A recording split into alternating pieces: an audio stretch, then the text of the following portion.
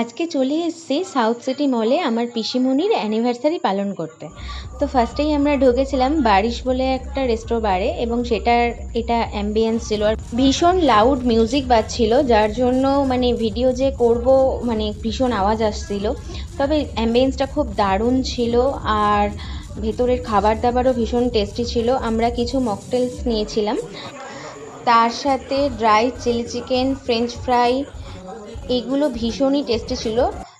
কিন্তু একটু প্রাইসটা বেশি। তো ওখান থেকে আমরা এই সমস্ত খেয়ে পিপির অ্যানিভার্সারি পালন করে, ওখানে হোটেল থেকেই দিয়েছিল অ্যানিভার্সারি ট্রিটটা।